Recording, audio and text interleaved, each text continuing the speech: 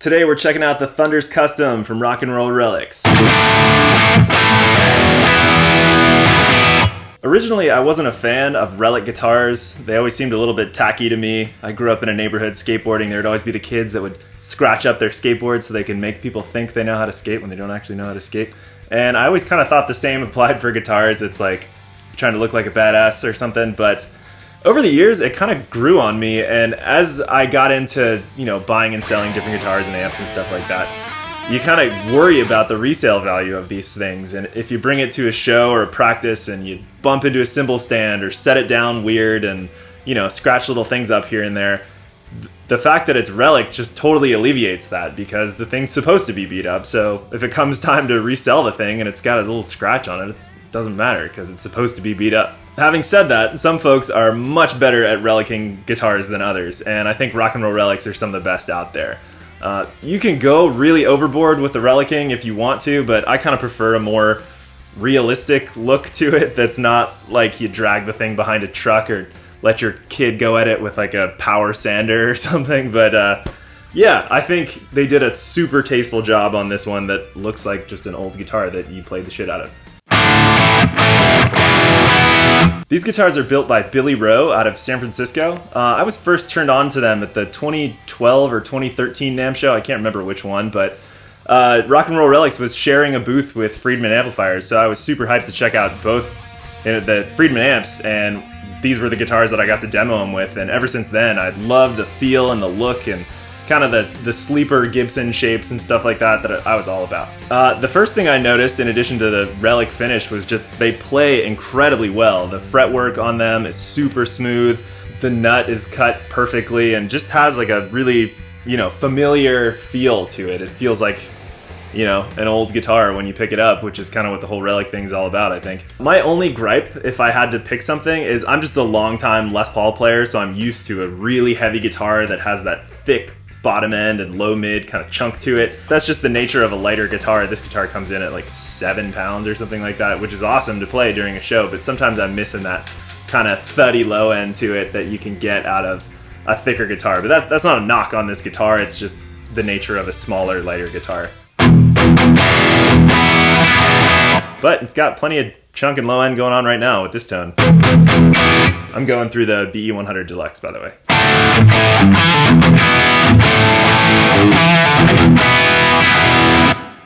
One of my favorite things about the double cut shape is the high fret access. I'm not the shreddiest guy out there, but I write a lot of stuff that has some higher end, dissonant chords going on up there. And on a Les Paul, you can get to it, but it's just a little bit more of a chore.